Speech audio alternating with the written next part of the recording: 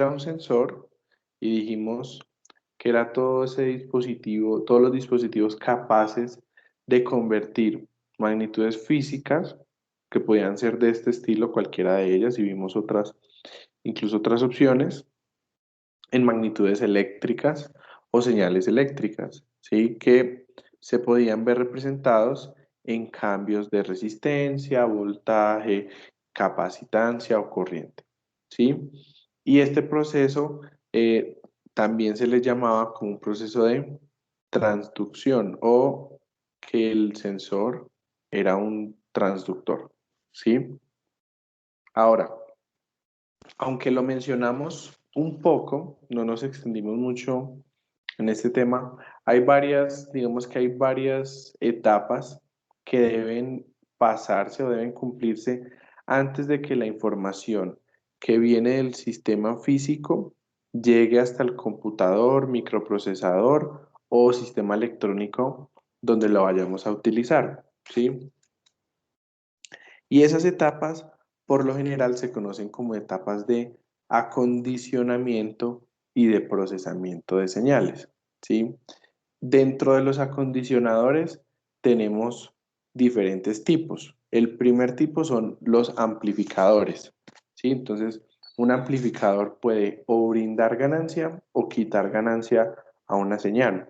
Por lo general, en aplicaciones de sensado se utilizan es para brindar ganancia, ¿sí? Se utilizan amplificadores operacionales en modo diferencial, es decir, que una señal entra en la terminal inversora y otra en la no inversora. Amplificadores de instrumentación, que estos son muy interesantes en aplicaciones con seres humanos porque son muy precisos en la información que entregan y no agregan ruido adicional, ¿sí? O circuitos simplemente para lo que hablábamos, por ejemplo, de los seguidores de voltaje que aislaban una etapa de la otra. Entonces, si por ejemplo aquí está conectado esto a la persona, pues suele ser necesario aislar la etapa de procesamiento de la señal para que cualquier corriente o energía adicional que se pueda generar acá vaya a llegar a la persona, ¿sí? Em, un ejemplo de eso son, como yo les conté alguna vez, las señales que obtenemos del cerebro, señales de electroencefalografía, que son muy pequeñas, por lo general están al orden de los microvoltios. Entonces se hace un procesamiento analógico que a través de amplificadores operacionales y amplificadores de instrumentación, nosotros podemos tener por el orden de los milivoltios, ¿sí? Una señal un poco más grande y más fácil de ver, ¿sí? Luego tenemos los filtros. Entonces, los filtros nos permiten eliminar esos componentes que nosotros no queremos en la señal. Por lo general, eso se conoce como el ruido, ¿sí? Y el ruido es casi siempre una distribución aleatoria, ¿sí? Uno no, digamos que uno no podría identificar patrones en el ruido a no ser que uno interprete como ruido alguna señal conocida. Entonces miremos un ejemplo. Digamos que ustedes tienen un carrito de supermercado, ¿sí? Que van a construir un carrito robótico y lo que van a hacer es que el carrito tenga motores para que le ayude a llevar el mercado a los adultos mayores cuando hacen las compras, ¿sí? Entonces ustedes ponen un sensor de fuerza acá. Ese sensor de fuerza, pues cuando la persona venga y camine, empuje o digamos que ingrese su intención de moverse, lo que vamos a ver va a ser una señal, algo así, que sube, ¿sí? Y de pronto oscila. Entonces, es probable que por más bueno que sea nuestro sensor de fuerza, vayan a existir componentes de ruido. Entonces es probable que veamos algo así, ¿sí? Una señal un poco con unos picos. Y si de pronto el carrito está pasando por algún entorno que no es homogéneo, con más razón aún se van a generar vibraciones en este punto. Entonces vamos a ver como cosas de este estilo, ¿cierto? Entonces con seguridad a eso hay que hacerle un proceso de filtrado, ¿sí? Como vimos en los amplificadores operacionales, y creo que eso tal vez ustedes ya lo vieron en alguna otra materia, hay como a grandes rasgos cuatro clases de filtros o cuatro objetivos al filtrar. El primer objetivo es eliminar todo lo que sea alta frecuencia, es decir, dejo pasar las bajas frecuencias. Eso se conocen como los pasabajos. Ese sería una gran ventaja en esta aplicación, porque este ruido, como ustedes ven, es un ruido que cambia rápido. Entonces, al momento de filtrarlo, puede que me quede mi señal original. Obviamente no va a quedar así tan perfecta, pero sí se va a reducir digamos que las componentes del ruido. Un ejemplo, mírenlo acá en esta segunda y tercera etapa, como una señal que fue adquirida por un sensor que estaba muy ruidosa, se le aplica un filtro pasabajas y elimina gran parte del ruido, ¿sí? También tenemos los pasabanda, ¿sí? Entonces, yo quiero, por decir algo, eliminar las bajas frecuencias, perdón, las altas frecuencias, pero también una parte de bajas frecuencias, ¿sí? Entonces, puedo decir, no, yo quiero un filtro que opere entre 20 y 40 Hz, por decir algo. Entonces, todo lo que sea mayor a esto o menor a esto, o menor a esto, pues se va a eliminar. Por eso se conoce como un pasabanda. Y está el efecto contrario, el de rechazabanda. Ese de rechazabanda es bien útil cuando uno conoce los lugares donde está el ruido o por lo menos puede saber a qué frecuencia se comporta el ruido. Como les decía, cuando uno hace aplicaciones conectadas a la red eléctrica, muchas veces el ruido de esa onda, ustedes saben que como vimos en clase que convertíamos una onda que era sinusoidal a una onda DC, este ruido, ¿sí? Estos 60 Hz, muchas veces se meten en la señal, entonces generan cosas de este estilo, como unas oscilaciones lentas, ¿sí? O bueno, lentas digo a 60 Hz. Entonces, si uno sabe que el ruido puede estar en esa zona, pues uno dice, bueno, elimíneme las frecuencias de 55 a 65 Hz, que es como donde está esa información y también se logra filtrar la señal. Y definitivamente el último caso sería dejar pasar las altas frecuencias, ¿sí? Que podría ser para aplicaciones donde se adquiere información muy rápido. ¿Listo? Mm, digamos que otro tipo de acondicionadores es utilizando operaciones aritméticas que ya vimos que se pueden hacer con amplificadores operacionales. No sé si ustedes de pronto se acuerdan de un ejemplo que les di hace poco, hace unas clases, de una planta petrolera que, en la que poníamos un sensor en el interior de la tierra, ¿sí? Entonces, por lo general estas aplicaciones tienen sensores diseñados para trabajar a estas condiciones, pero el procesamiento de esa información se hace en otro lado, digamos, en una central, en un data center, ¿sí? Entonces, los sensores por lo general deben tener, digamos que dos cables. Un cable donde va la información, donde va la señal, y otro cable que sería la tierra. Sin embargo, nosotros hablamos que al momento de tener cables muy largos y que esto pasa por diferentes entornos, puede pasar por motores, por sitios donde hay vibraciones. Aquí en este cable se puede contaminar o esa información se puede contaminar con ruido. Entonces, si se contamina la tierra, pues obviamente se contamina también la señal. Entonces, lo que hace uno es recibir esas dos señales en modo diferencial, o sea, es decir, las restamos, es decir, a esto le resto esto y lo que obtenemos es una señal limpia.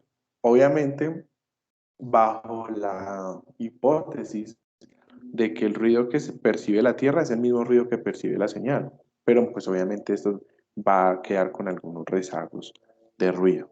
¿Listo?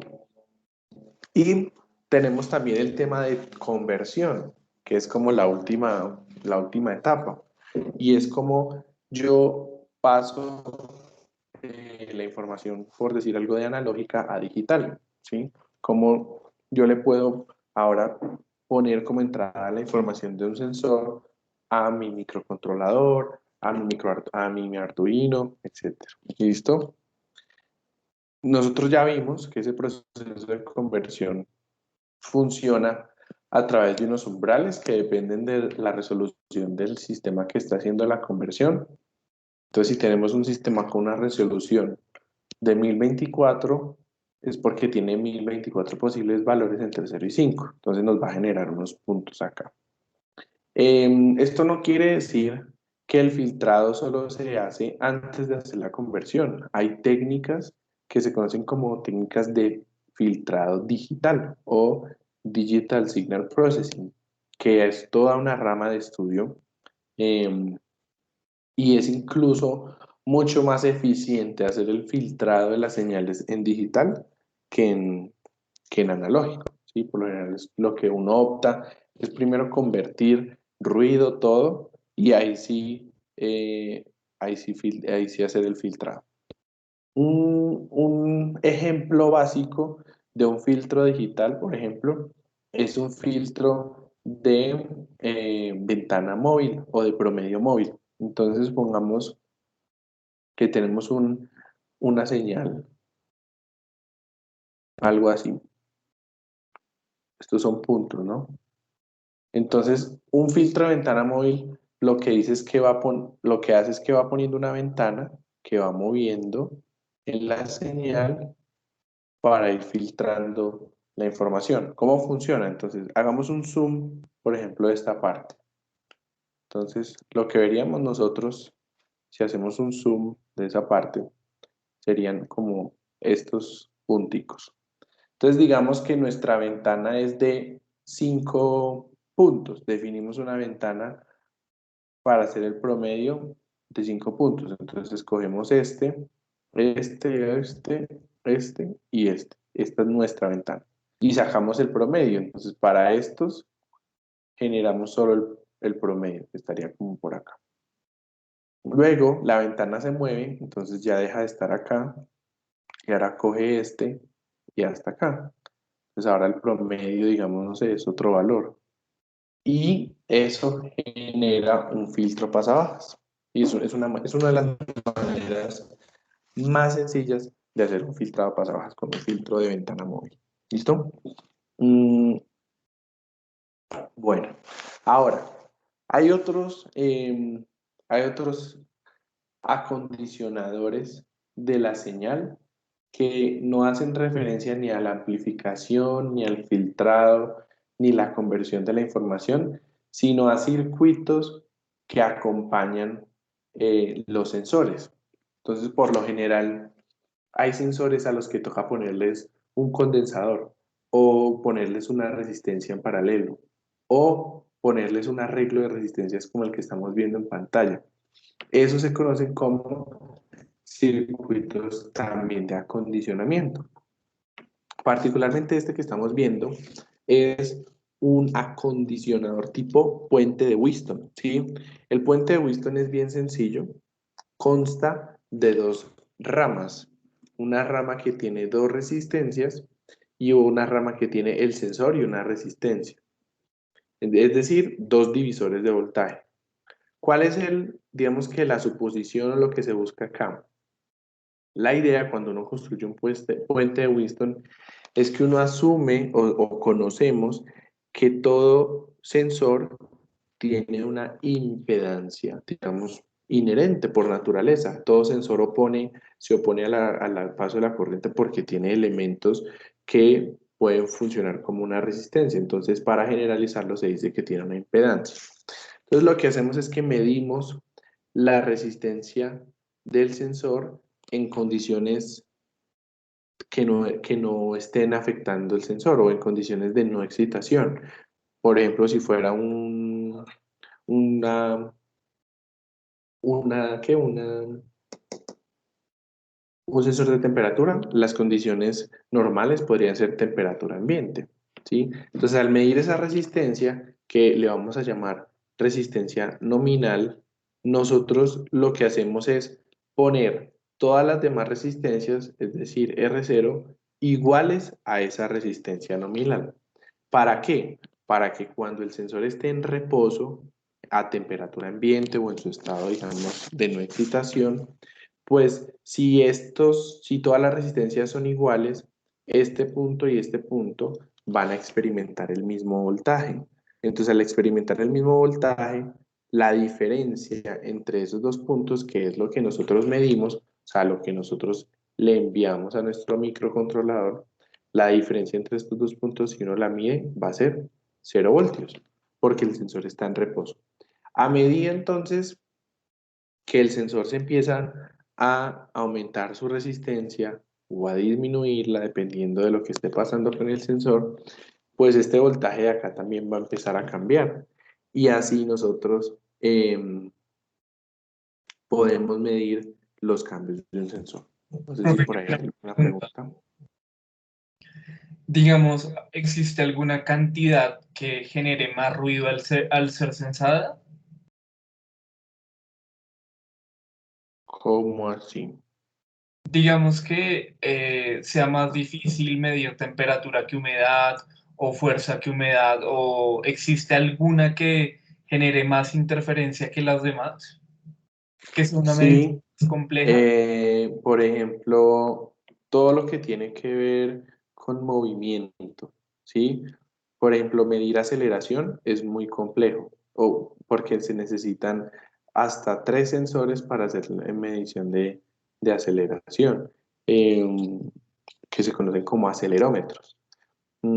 ¿Por qué es complejo? Porque, por ejemplo, si nosotros queremos medir la aceleración del tronco de una persona, le podemos poner un acelerómetro acá y queremos medir la aceleración a medida que camina.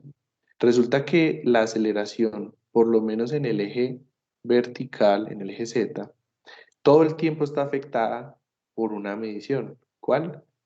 La gravedad. ¿Por qué? Porque nosotros todo el tiempo estamos experimentando la aceleración de la gravedad.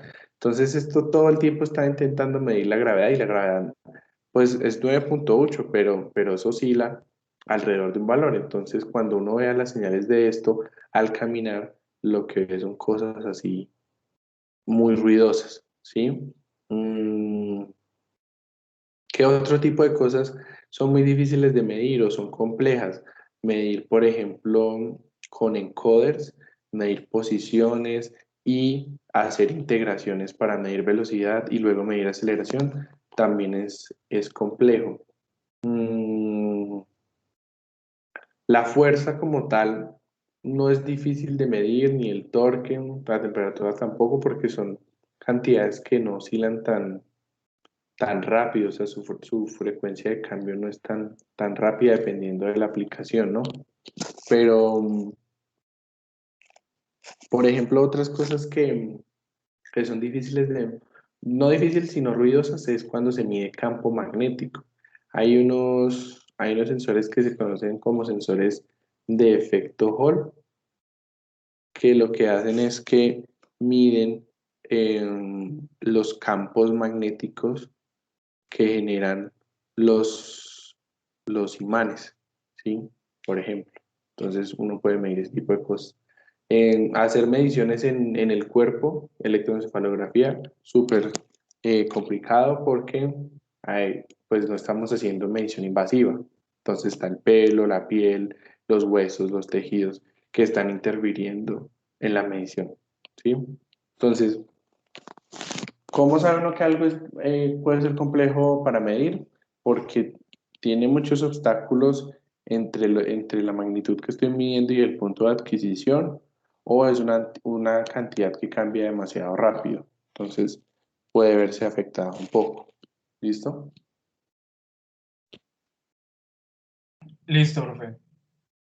Bueno, entonces empecemos. Hoy vamos a ver dos tipos de sensores, o bueno, dos sensores para dos magnitudes físicas, pero varias, digamos que varios tipos de ellos. Entonces, el primer tipo que vamos a ver son los sensores de temperatura. Y en los sensores de temperatura hay varias maneras de, de adquirirlos, ¿sí? La primera de ellas es por un dispositivo que se conoce como una RTD, que es un detector de temperatura por cambios en resistencia, ¿sí? Las RTDs son como unas plaquitas, unos cilindros que están construidos de metales como platino, aleaciones de níquel, cobre, oro, ¿sí? Que al calentarse cambian su resistencia. Lo bueno de estos tipos de sensores es que ese cambio por lo general se aproxima a la curva de una recta. Son cambios muy lineales, como lo vemos en esta imagen. Entonces, si yo, por ejemplo, tengo una aplicación industrial en la que quiero medir todo el proceso de cómo se calienta una caldera, desde la temperatura ambiente a 800, 900 grados centígrados, pues puedo, por ejemplo, utilizar una RTD de platino, ¿sí? Que pues me va a entregar una medición bastante lineal en todo, digamos que en todo ese rango. Mm, Dependiendo del material que se escoja, también va a depender la aplicación. Miren que, por ejemplo, las de níquel no nos servirían para estos hornos porque cuando ellas digamos que están pensadas para trabajar entre 300, 200 y pico y 0 grados centígrados, ¿sí? O las de cobre para temperaturas más bajitas. Entonces, eso determina la aplicación. En general, como les decía, la curva característica de estos sensores es una línea recta. Entonces, esa línea recta se describe por esta ecuación que tiene varios elementos. Entonces, el R0 es la resistencia nominal. ¿Qué quiere decir la resistencia nominal? Es la resistencia que tiene el sensor cuando está en reposo o cuando está, por ejemplo, en 0 grados, dependiendo de cómo lo defina el fabricante. ¿Listo? Luego tenemos una pendiente, lo que sería la pendiente de la recta o la sensibilidad del, del sistema y es cuánto cambia el sensor su valor en resistencia por cada grado que se aumente o se disminuya, por ejemplo. Y está también la temperatura nominal, que puede ser 0 o puede ser 20, 25 grados, dependiendo de cómo lo defina el fabricante. ¿Listo? Si a nosotros el fabricante no nos dice esta curva, pues nos toca sacarla a nosotros, hacer pruebas de temperatura, pruebas de laboratorio y empezar a poner a interactuar al sensor con diferentes niveles de temperatura, calcular los puntos y hacer el proceso de regresión lineal. ¿Listo? Ahora, como les decía, los rangos varían mucho. Miren, por ejemplo, que las de platino tienen un rango grandísimo. Van desde menos 240 grados hasta casi 900 grados. Entonces, digamos que lo que nos dicen a nosotros, en este caso, el fabricante, es que son muy buenas para el rango que tienen, ¿sí? Y en este caso, la sensibilidad que ofrecen es de 0,00385. ¿Qué quiere decir eso?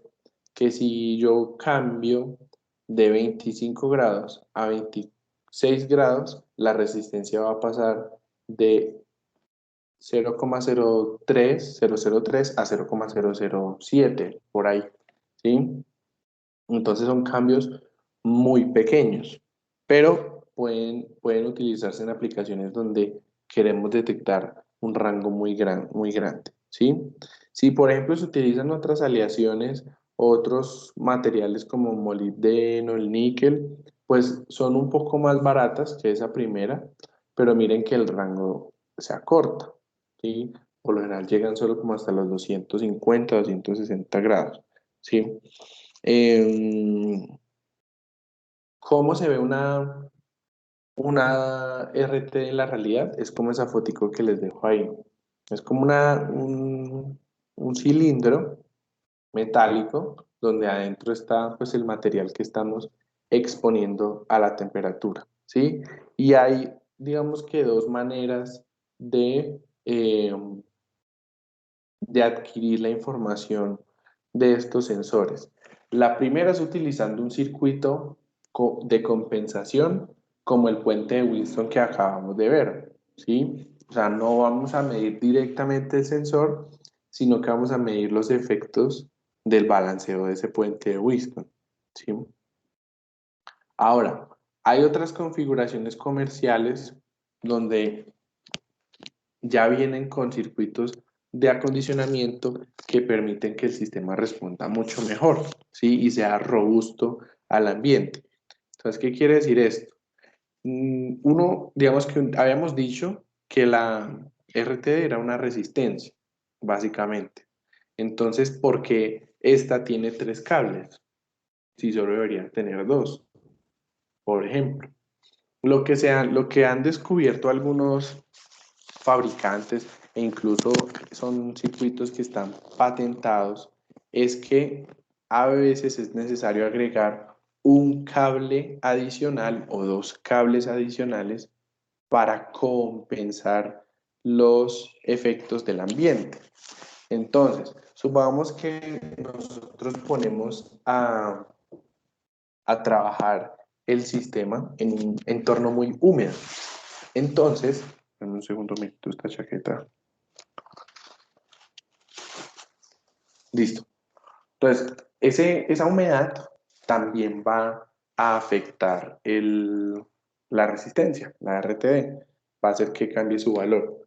Entonces, lo que se hace es que se agrega un tercer cable, perdón, y ese cable va a estar diseñado para detectar esos cambios en la humedad y así poderlos compensar. ¿Listo? Hay otras aplicaciones que agregan más cables, por ejemplo, un cuarto cable con el que podemos compensar otras cosas como vibraciones, eh, sobrecalentamiento del propio sensor, es decir, un cable de estos podría estar acoplado únicamente a la carcasa del sensor para poder detectar cuando el sistema se sobrecalienta y hacer la compensación. ¿Listo? ¿Qué ventajas tienen estos dispositivos? Son precisos y repetibles. Sí, es la primera ventaja que tienen. ¿Quién se acuerda, o digamos, que qué significa que un sensor sea preciso? Que no es lo mismo que sea exacto.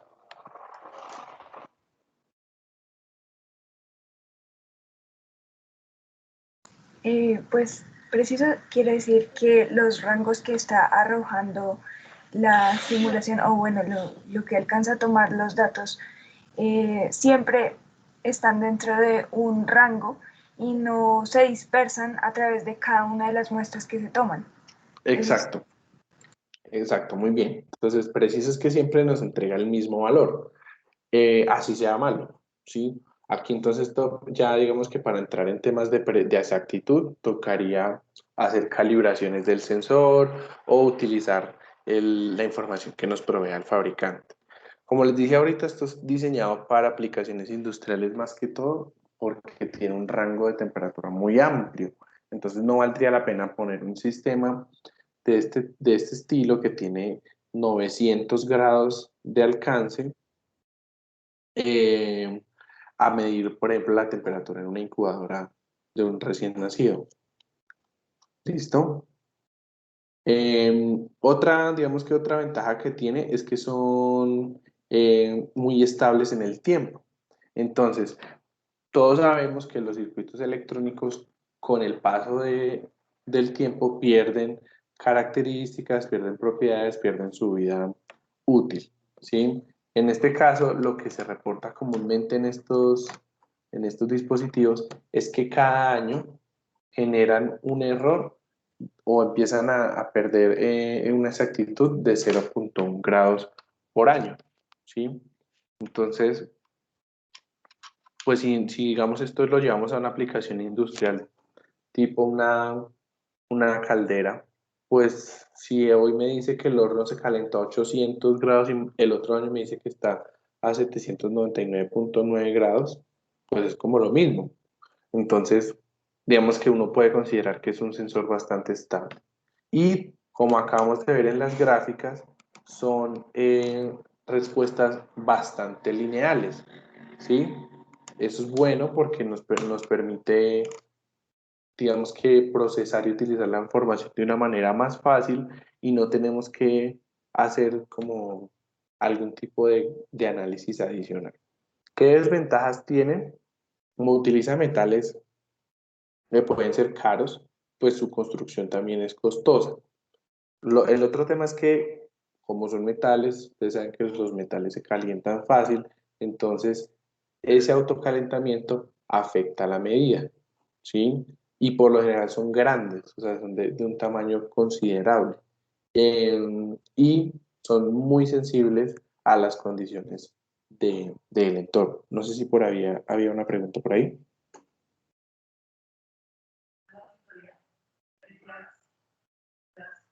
Cristian, de pronto.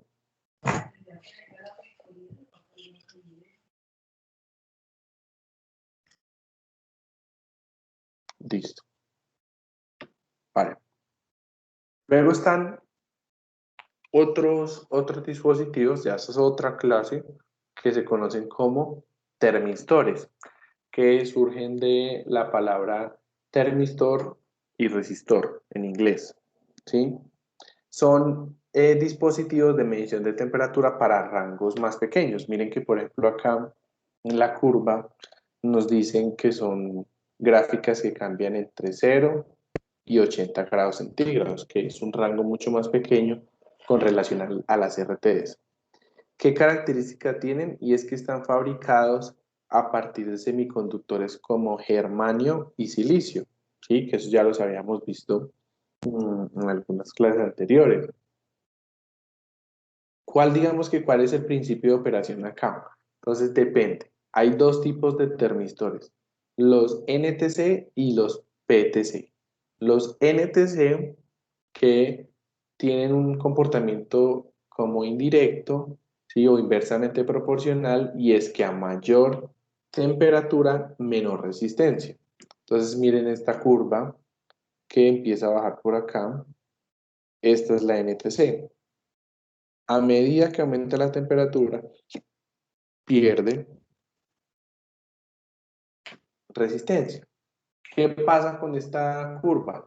Claramente no es lineal, tiene digamos que una respuesta exponencial que decrece, pero si ustedes, digamos, dicen, bueno, no, mi aplicación solo va a medir temperaturas entre 10 y 20 grados, entonces ustedes se paran en esta zona y en esta zona sí parece una línea recta o se puede linealizar, ¿sí?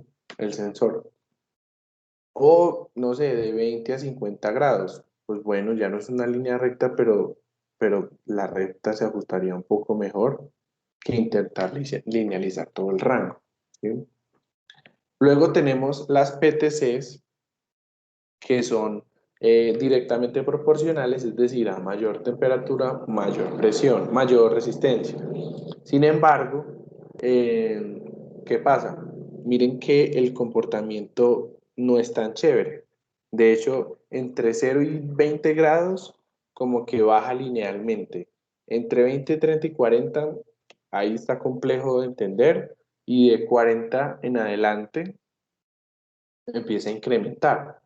Entonces, digamos que no son tan fáciles de interpretar como las NTCs.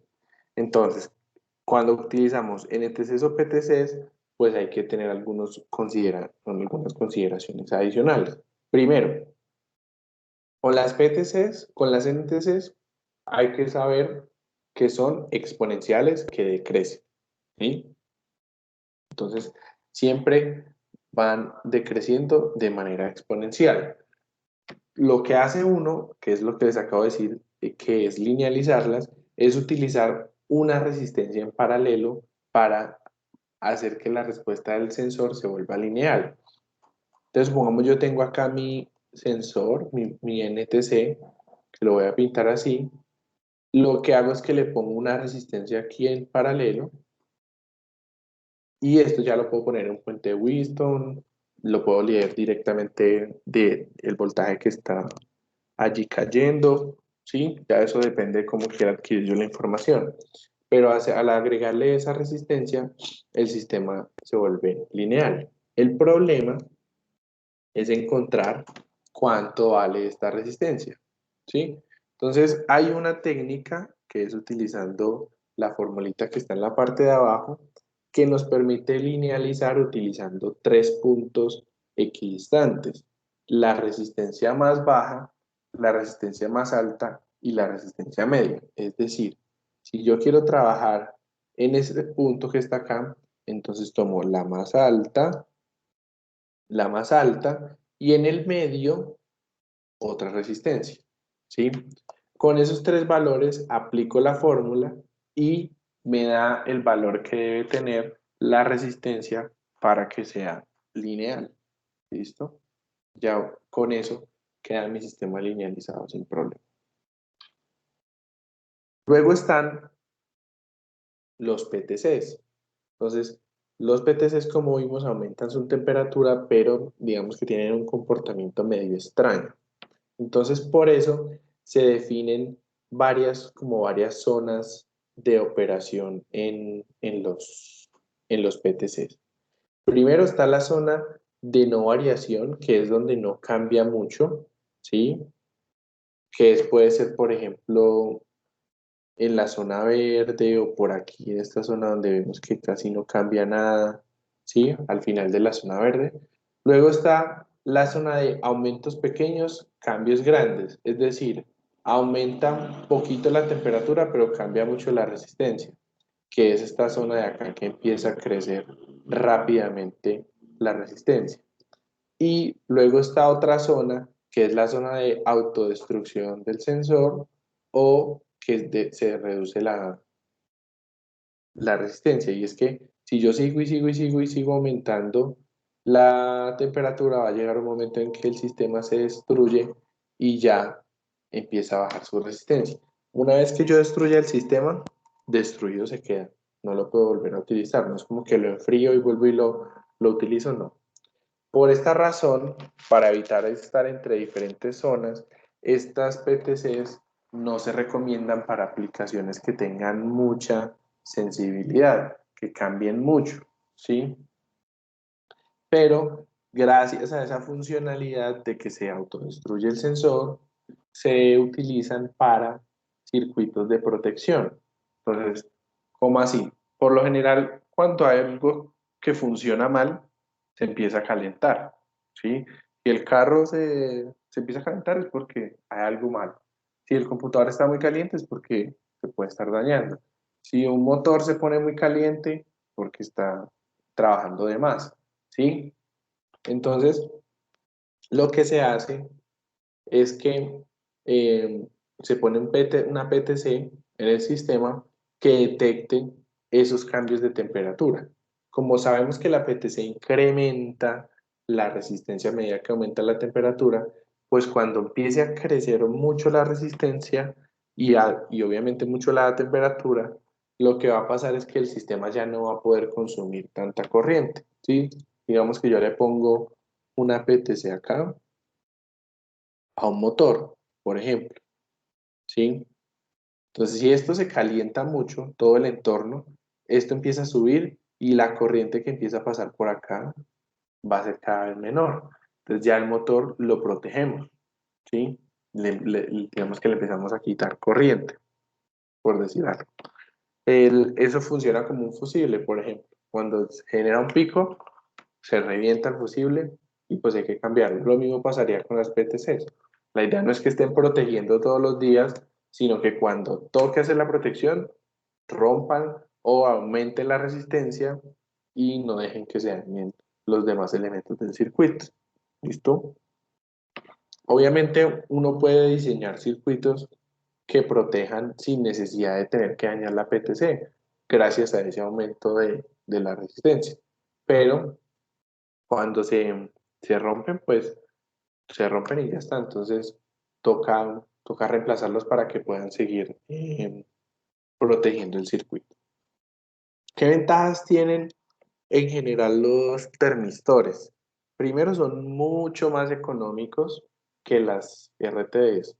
O sea, económicos en comparación, porque un termistor puede valer 50, 60, 80 mil pesos, ¿sí? Pero pues es que una RTD está de millones en adelante. Son muy rápidos, o sea, responden a cambios de temperatura rápidos, lo logran responder. Em, la sensibilidad o la variabilidad es mayor. Como tenemos un rango más pequeño, miren que lo que antes la RTD entre 0 y 180 grados cambiaba, no sé, una unidad, ahora estos cambian un montón. Entonces, son, digamos que nos permiten ver mejor las variaciones. Y no necesitan compensaciones para valores de altos de resistencia. Eso es particularmente para las PTCs. ¿Sí? Yo no necesito compensar las PTCs porque de aquí en adelante yo lo uso es como protección. ¿Listo? ¿Qué desventajas tienen? Pues ya la otra cara de la moneda. Si yo quiero una aplicación industrial con un termistor, pues no puedo porque el rango es limitado. También se calientan y particularmente las NTC requieren de linealización. ¿Listo?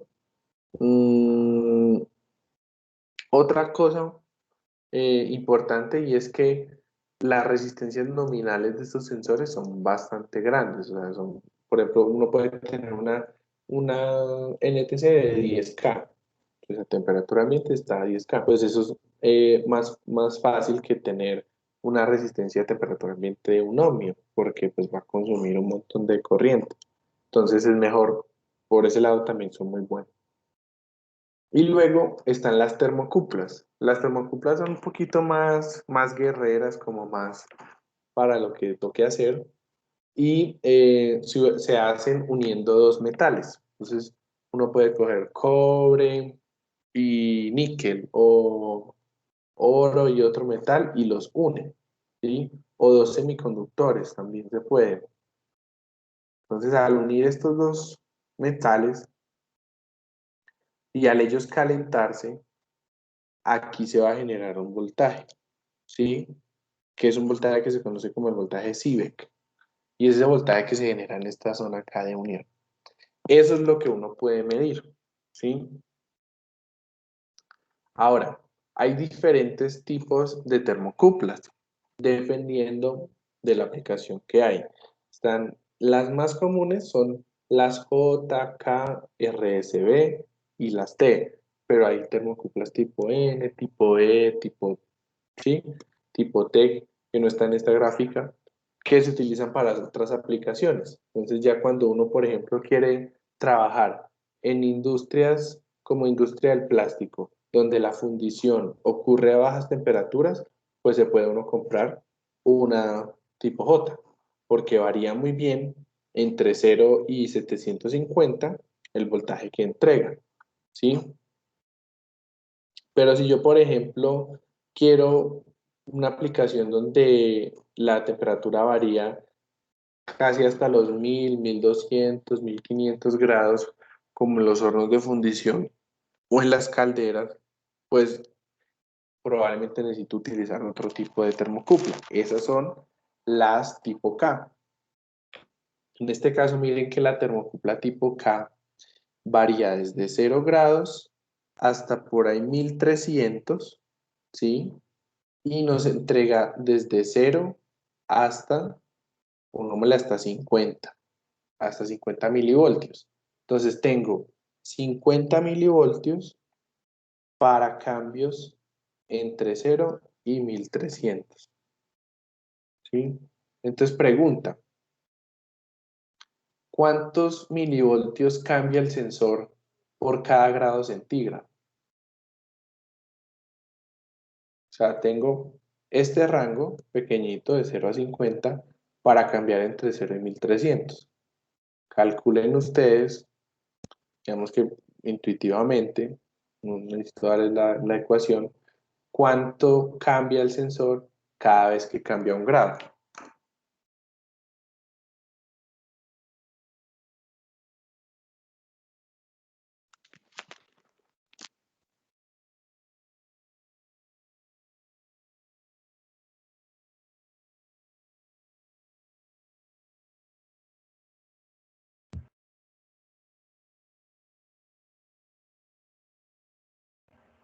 Profe, pero sería muy poquito, ¿no? Sí, no importa, pero ¿cuánto te da? 0.03. Exacto, 0.03 milivoltios. Entonces miren que, pues, de a 2 grados, no sé, de 30 a 36 grados, pues es muy poquito, es un cambio no más de 0,03 milivoltios. Entonces, pues por eso es que se utiliza para aplicaciones de gran. Muchachos, regalen un segundo.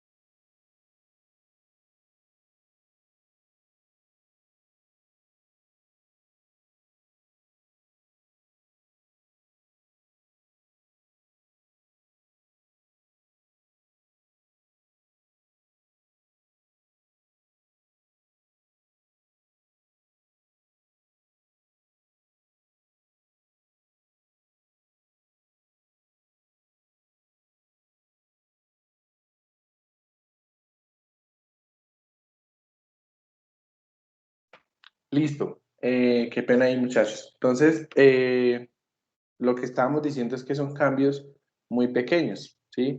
Ahorita nos dieron el valor que es como 0,03 milivoltios, ¿sí? Entonces eso es re poquito. Pero pues para aplicaciones de grandes cambios, pues no, digamos que eso no nos afecta. ¿Listo?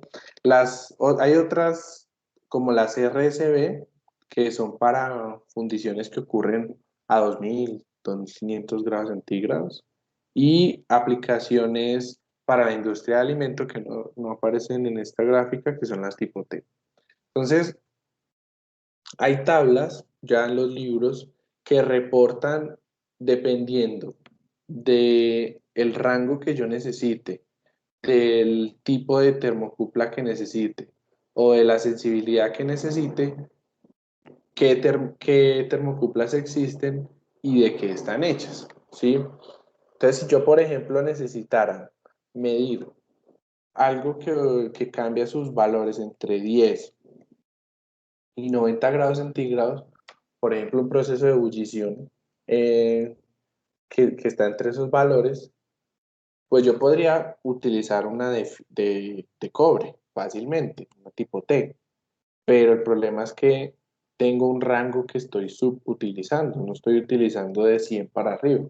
Entonces, ustedes podrían decir, no, pues más fácil utilizo la de, se me perdió, esta, de silicón y aluminio, esta de acá, que está entre menos 40 y 150. Puede que no utilice la parte de temperaturas bajo cero, pero sí, digamos que está más acorde al rango. Y miren la sensibilidad. Aquí la sensibilidad es de 446 microvoltios, mientras que acá es de 40 microvoltios. Entonces siempre será mejor tener mayor sensibilidad porque es más fácil de detectar los cambios. ¿Listo? Ahora, esta tabla también nos dice algunas notas, por ejemplo, de las termocúpulas. Uno puede construir una termocupla que tenga cobre, pero no tiene que ser cobre puro, puede ser cobre al 60% con aleaciones con níquel, ¿sí? Digamos que se pueden utilizar, se da la posibilidad de utilizar esas variaciones. Listo, eso como por la parte de sensores de temperatura. Obviamente hay más sensores de temperatura, como sensores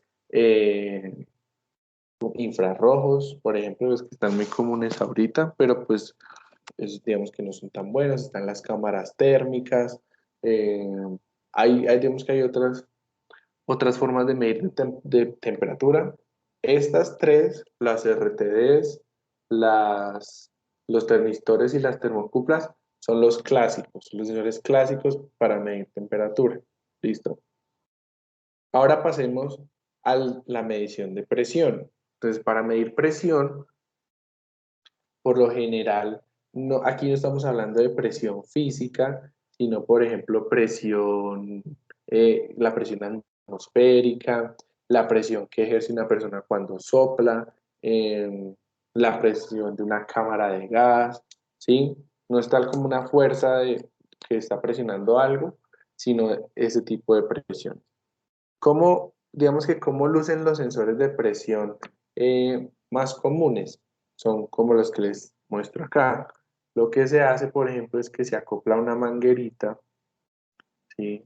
A esta parte que es lo que yo quiero medir y esto lo llevo a mi sistema de medición.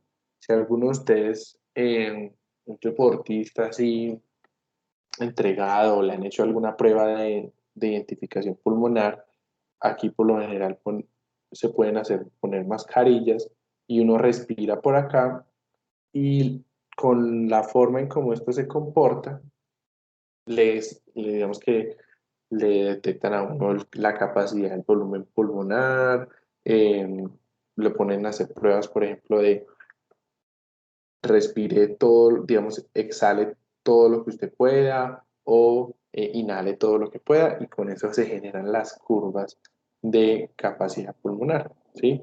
Que también son una medición interesante, por ejemplo, en salud. ¿Listo? ¿Cómo funcionan? ¿Sí? Realmente estos dispositivos adentro tienen una membranita. Esa membrana se mueve o se deflecta, ¿sí? Se ve afectada por la presión que entra. Y lo que hace el sensor es medir esos cambios, ¿sí? ¿Cómo lo hace? Hay dos maneras, utilizando sensores piezoresistivos y sensores capacitivos, que ya vamos a ver. ¿Listo? Hay otros sensores, por ejemplo, como este que está acá en el medio, que utilizan dos boquillas. En una boquilla yo puedo tener la presión atmosférica y en otra boquilla tengo la cámara o lo que estoy midiendo, por decir algo. Y todo lo mido con relación a la presión atmosférica. Entonces ya la medición la entrego como que la presión de mi cámara es 2 atmósferas, 3 atmósferas, 4 atmósferas, ¿sí? O es la mitad de la presión atmosférica en este momento, ¿sí? Obviamente, esto requiere de un proceso de calibración que ahorita vamos a ver. También yo puedo clasificar los sensores de presión dependiendo de cómo hacen las medidas. Tenemos presión absoluta, que es cuando el sensor solo tiene una entrada y la comparación la hace con el vacío, ¿sí? Tenemos sensores de presión diferencial, que es para aquellos sensores que tienen dos entradas. Entonces comparan, por ejemplo, dos cámaras de gas, comparan dos flujos de aire, ¿sí? Todo lo hacen utilizando dos entradas al sensor. Está la presión manométrica, que son también sensores con dos entradas, pero una de ellas se deja libre al ambiente y la otra sí a lo que queremos medir. Y luego tenemos los sensores de presión manométrica sellada, que toman la relación, toman la presión con relación a una atmósfera. Pero es que una atmósfera es a nivel del mar. Entonces, si nosotros quisiéramos medir acá con relación a la presión atmosférica, aquí hay un poquito menos de una atmósfera, aquí en Bogotá, por ejemplo. Entonces, estos sensores vienen con una cámara que ya está sellada y está presurizada a una atmósfera. Entonces, de estos de acá abajo, de estos diagramas, por ejemplo, ¿cuál corresponde a la presión diferencial? ¿El A, el B o el C?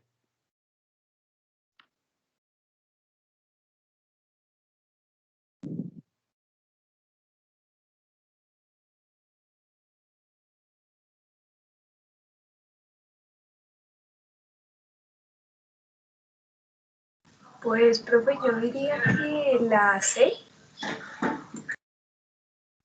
Listo. ¿Alguien más? ¿Quién da más?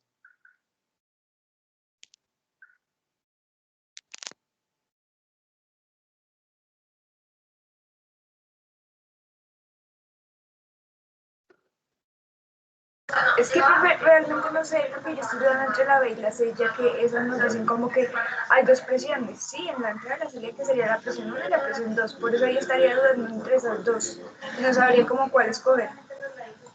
Ok, muy bien, Pero sí. diría que la B, porque la C nos dice que es una atmósfera de referencia y pues la presión nanométrica pues se está basando sobre una presión ambiente, no sé.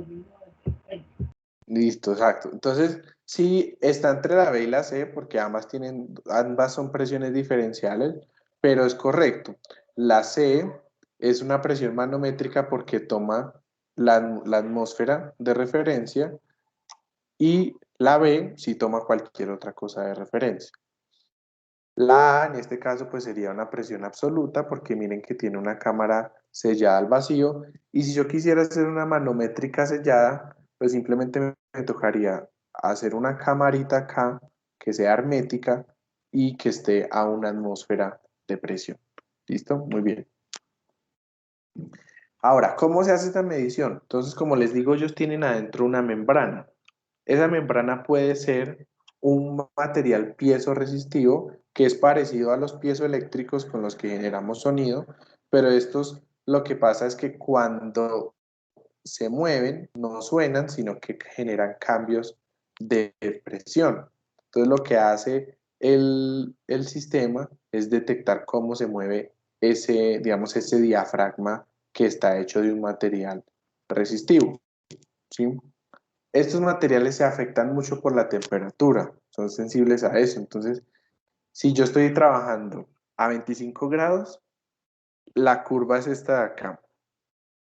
Pero si yo me voy, no sé, a una ciudad de una temperatura más caliente, puede que la curva ya ahora sea esta. ¿Sí? ¿Por qué? Porque la temperatura afecta la resistencia del piezo resistivo. Y así como afecta la resistencia, también afecta el error. Cuando estamos a temperatura ambiente, todos tienen un error de más o menos el 0%, ¿sí? Si ya yo me voy por allá a temperaturas por debajo de cero o alrededor de cero, o temperaturas muy altas, el error empieza a aumentar. pero no es que vaya a aumentar a un error del 20, del 30%, sino simplemente aumenta al 0,5, al 1%, al 1,5%, ¿sí? Pero pues es algo que hay que tener en cuenta, ¿listo? Aquí hay ejemplos de estos. Aquí vemos uno que pues simplemente percibe la presión por este lado. Este particularmente, digamos que es bastante frágil por lo que tiene ahí los pines en esta parte y pueden sufrir presión. Este es como los que veíamos ahorita que se les pueden acoplar una manguerita, una tubería para medir la presión. ¿Listo? Dame un segundito que el fantasma me está abriendo la puerta.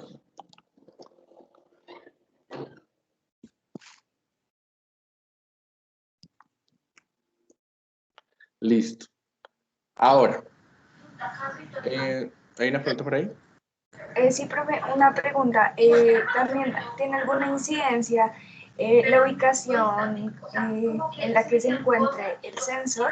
Es decir, o sea, si está vertical, horizontal, ¿eso afecta en alguna medida los datos? No mucho, no mucho, porque si es de presión atmosférica, por ejemplo, pues igual si tienes, digamos, acá el sensor y acá tienes la entrada de presión atmosférica, igual la presión está en todo el ambiente, digamos que no tiene como una dirección. Entonces no afecta mucho. Afecta, digamos, la altura, por ejemplo. Si utilizas uno de estos, un piezo resistivo en Bogotá, te va a dar una medida. Si te lo llevas para el Cartagena, te va a dar otra medida. Si te lo llevas para una montaña, te va a dar otra. Entonces, ahí sí afecta, pero la orientación como tal del sensor no afecta tanto. Ok, señor, gracias. Listo.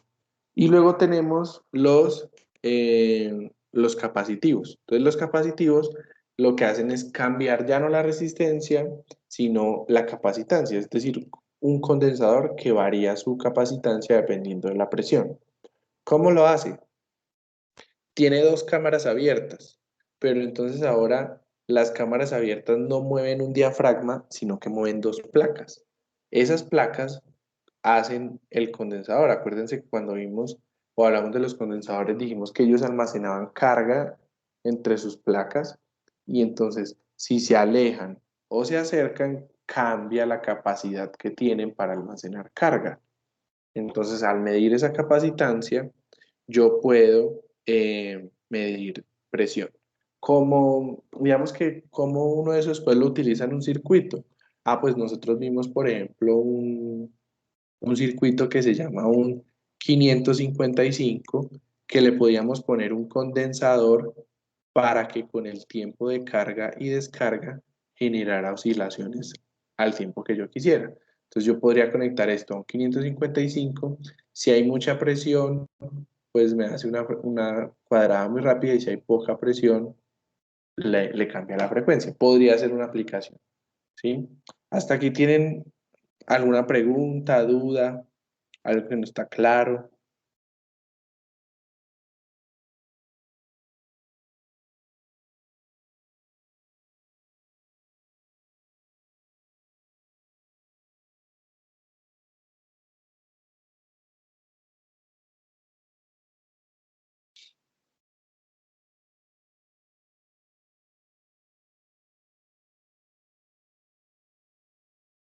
Listo. Entonces, si no hay más preguntas, sería todo eso por hoy. Eso era el tema que teníamos preparado para hoy. Porfa, revísenlo. De pronto, si les salen preguntas más adelante, pues me cuentan y yo se las responderé con mucho gusto. ¿Listo? Listo, profe, gracias. Bueno, profe. Bueno, listo. Entonces, chao a todos. Que Profe, tengan. Chao, profe, Dime. gracias.